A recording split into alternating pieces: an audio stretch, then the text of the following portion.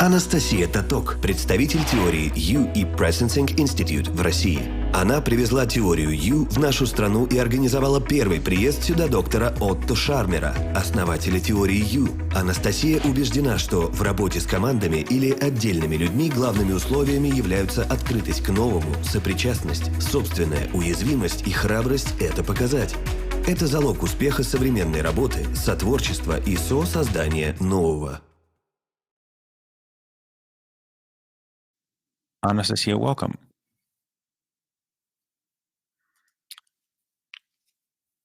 Hello, hello, hello. And I don't know where you are, but I'm joining you from far, far away. So let me tell you about the U theory, about what it's all about and why it is so important. Okay, so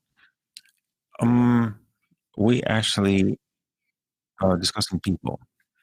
So in the middle of change and the impact on people in the middle of change. And I believe that each and every one of you feels the pressure both outside and inside, and the kind of pressure that we feel inside and outside. So today, let me talk about the U theory and why it is so important today and why it helps to deal with the inside and outside change. So what about the U theory? Where does it come from? Over 20 years ago, Otto Scharmer, a professor of Germany, moved to MIT to research the trends in the world and why the existing leaderships and change management systems at the time didn't work. So what he discovered is the paradigms, the change management and the leadership systems that had been using to manage change. They're either too generalistic, too much theory, too much too much esoterics, etc., which is very difficult to measure, but very little action. And on the other hand, he said, look, you got to do a lot of that, the action theories. Act, act, act, but there's no reflection. So he decided to, jointly with the author of the Fifth Discipline, he went to the Silicon Valley, and for 2 years in a row, they have been running these in-depth interviews with Hewlett-Packard, with Apple, with Xerox, and other companies, like companies that bring innovations to market, which is companies that create a product or a service that has never been done before, that the market has not known before. So, and because of that, they actually they basically create the demand. They change the way we do things. They change the way we consume things. And therefore, they change the culture. And that's how we now use internet differently because of the smartphones. With a smartphone, we consume internet completely differently. Now, like I said, once you have the data, about 150 participants of this research, they talk to business owners, they talk to different people, they talk to founders, they talk to psychologists, they talk to all sorts of people to understand what exactly is happening in the world. And the point is that it turns out that we don't have any change management tools per se. Now, how come that the old tools are no longer applicable? Yeah, the U theory comes from the fact that the old is no longer serving us.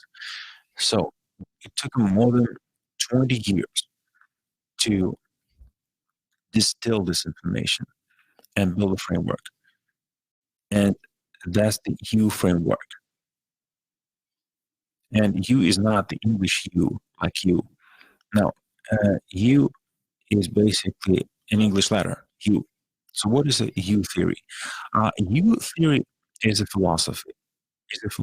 Is when you are, and this can be on the personal level, on the human level, on the corporate level, whatever. So it's a framework. And as you can see here, it's a Latin U. And according to this theory, basically, it's a set of tools that helps you achieve your goal. So the U theory is about change management based on the imminent future. So Otto Scharmer says that there are two ways to obtain knowledge. One way is when you are based on your past patterns, information that you know, the known, the cases that you've mastered. This is the past knowledge. And at the same time, you can also envision sort of the future. And let me also, this is not a crystal ball. We're not going to the fortune teller. Or you can, of course, but it's not a fortune teller thing.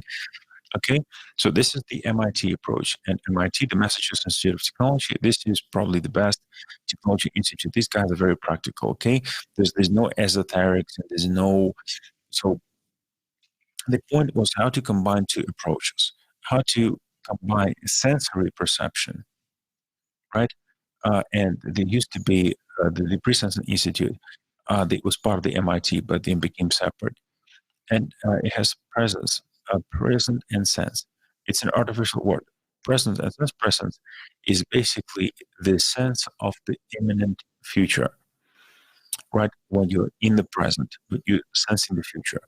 So the point is that we use the presence.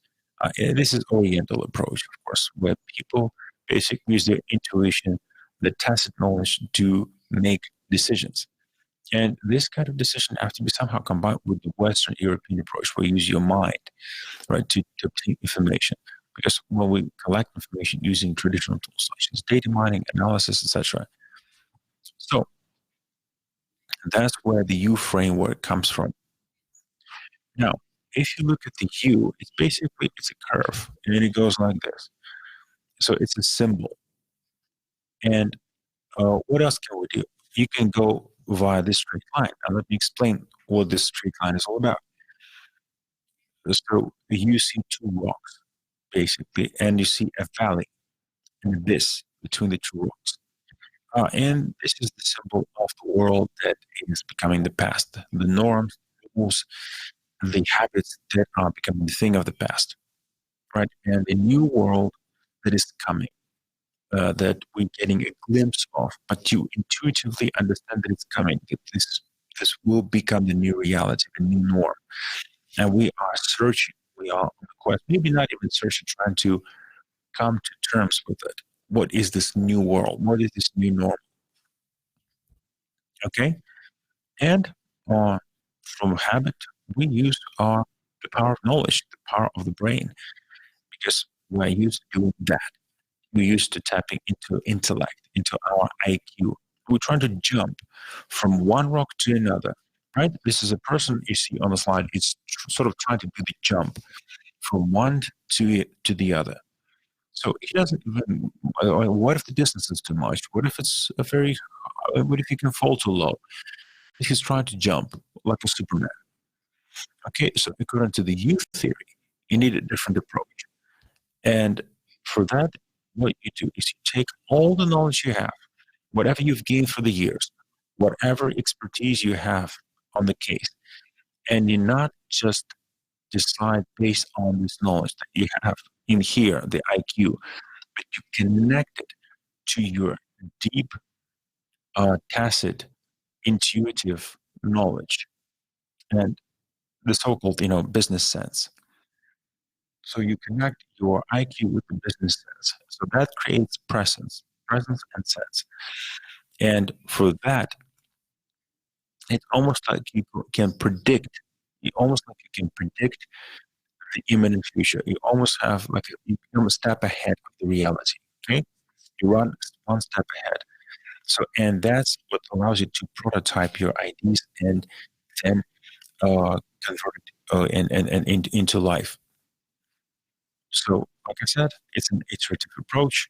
So, this is not from esoterics, and this approach is very practical. And like I said, this is based on multiple interviews, and he didn't create it. He basically compiled it from interviews of world leaders of some of the best companies. So, what are the assets? What are the cases? Where can you apply the U theory? Of course, global cases like environment, the human versus the nature, and the environmental problems that we're facing today. And there's a massive environmental problem where people and the nature are not one. And also the social issues between the people. where unfortunately you have fight between the departments inside the family, between two people, and different conflicts at different levels between countries, etc. So, and of course, spiritual breakdown.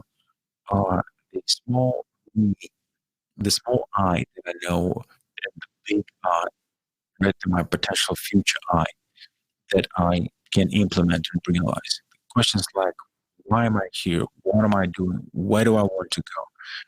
Things like that. Okay, because these are the types of questions that unfortunately cause multiple suicides. According to the WHO, about 800,000 suicides happen because people don't find answers to these questions about the existential ones. Yeah. And it's also good for, I mean, so sometimes when you want to solve a particular problem, you have to go outside. And that's why you use consultants, you use advisors, etc. So you know that the information is somewhere out there in the world. So the theory basically is that instead of going outside, you basically reverse this and look inside. Basically, look inside. Remember, right? The top three things. So you see your ecosystem as a human. Then the social system that you are part of, the node in the network. We're all part of the network. We're all part of tribes. So you need to understand your position in your network and the global system, which is what we as a company part of, okay, and where we impact the world. So, like I said, there are 4 steps. I mean, a total number of steps is actually 7, but we'll talk about the 4 steps, okay? So, first of all, you need to upload your previous models, past models. But this is what we know on the problem. It's a problem, we need to solve it. And instead of jumping to conclusions, we observe, we collect information more and more and more, utilizing whatever tool we have. Then we take a step back and we turn into prescience. We let go whatever we had, right? And we give place, give birth to something new. In the Russian language, they say, like, I need to sleep on this, they say, right? Why do you need to sleep on this? That's exactly why, because you are sort of taking a step back. And I know that intuitively you've been using the same thing where you say, okay, I need a break. I need a moment of silence before I can decide. I don't want to jump to conclusion, right? But unfortunately, we don't use it very often. And most times we basically just shoot and run. And like I said, we all know this thing, and we should be using it more often. But if all great entrepreneurs, great leaders, they all use it. They have this business sense, very intuitive in nature. So the youth theory says that what you observe as like an iPhone, for instance, iPhone basically is the pinnacle of the iceberg, but you don't really know what's been happening deep down inside the brain of Steve Jobs and inside the team before they actually gave birth to the iPhone. And our job is to understand what was inside. The youth theory basically explains how it works. Basically, you connect to your deep intuitive presence, and this gives birth to these incredible products. Without it, it's going to be almost impossible to connect to your deeper inner self and create these amazing products because you need to be more fluent, and to be more fluent in the time of change, to be less rigid, to not be shocked by this things that come from the blue sky like the coronavirus, etc. So the new theory actually helps us feel more comfortable amidst the uncertainty and actually basically come on the other side stronger. So first thing you need to do is keep your mind open. Be curious. This is very important. So look at the world as a baby. Like babies are very curious. They don't have any prejudging because they start from clean slate. So the voice of reason, the voice of cynicism is silent. We don't judge. We don't prejudge. We'll let it be almost like you're watching it on TV, right? Whatever crazy, strange ideas happen, so keeping an open heart, being using empathy. not only chasing your egoistic goals, how I make money, how I become wealthy, but also think about the whole ecosystem, the way you impact everything else. It is not to happen if you don't have bravery, if you're not courageous to go against the stream and to be contrarian and to make a decision that is maybe contradicting the market, but is ultimately benefiting us, the company, the consumer. So we mentioned the process. But if you have an open mind, an open heart, and you have bravery, and you have a big heart, then it's about innovation. It's about doing something new. If you go find the closed system, which is hatred, denial, cynicism, uh, basically incompetence, and that's the way to destruction. That's a path to destruction. But what I'm offering, the new approach, and basically that's where we are at the moment. Right? It's really nice. Dude has two legs. Uh, so these two legs, the left leg is uh, when you're letting go information. So letting yourself breathe. I think that's what people are doing intuitively. So they've faced this issue of polarizing, and now it's almost like letting go everything that they know. Right? And once you let it go, you can become at peace with your mind. Because you can actually finally see what's going on and maybe do something else, do something new. And like I said, this approach is based on a very simple, so to be able to listen to other people. This is very important and to be brave. It depends on where your point of focus is.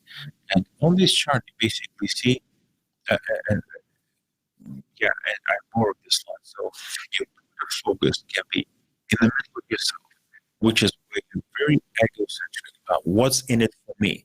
The first one is what's in it for me. The second one, this can be orbiting the sort of the universe, so to say, right?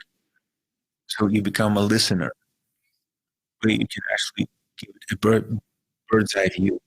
When you are egocentric, when you focus of attention is on you uh, you basically project your opinion, right? But whatever you input, you always filter it based on you. So it's impossible to get the feedback right. But the so-called ecosystem approach is where you transition from the center to the reach, to the very rim, and you observe the whole thing from outside, right? But this sometimes causes a conflict because if, let's say, you find yourself in conflict with the person, that means that you don't hear each other. All you try to do is prove your point. The third level is empathic, is when your focus of point is in a different person's is in a different person. You're trying to understand what's it like for him. Why is he or she the way they are? What's it like to be them? So that's empathic. So and look, like I said, so the ultimately is the so-called generative model where you think about a high potential future. We try to create a product or a service that is way better, and that's going to create a dramatic change in the market. It will cause a tremendous improvement on the market, and we go back to iPhone and other things like that. Okay, so this is how you shift the focus of your attention. And just to finalize, um, the U theory is very useful where you don't understand what's going on and you want to change it, right? Where it is impossible to change the system by changing without changing the mindset, right? So you are a fish swimming in the sea. How can you change the sea by being a fish? You need to go outside. You can speak about change, whatever. But as long as you're part of the system, it's impossible to change the system. You need to go outside the system. So you can't change the mindset. You can't change the system without changing the mindset. And you can't change the mindset as long as the system is benevolent and is not self-aware, right? So to change the CDC has to be self-aware, and then you can change it as a fish. So that's where the U theory comes from. This what causes the awareness, changes the mindset, and then changes the system, and therefore changes the people inside the system. I guess if we can't change the system, there's certain events that need to change. So, of course, this is very brief. And again, this is the ecosystem thinking. And we touched upon the U theory. Very slightly. There's so many tools that actually help solve really challenging things. And this it's a great, great tool for solving problems and for helping people. And hopefully, this approach will help your company to do great products. Thank you.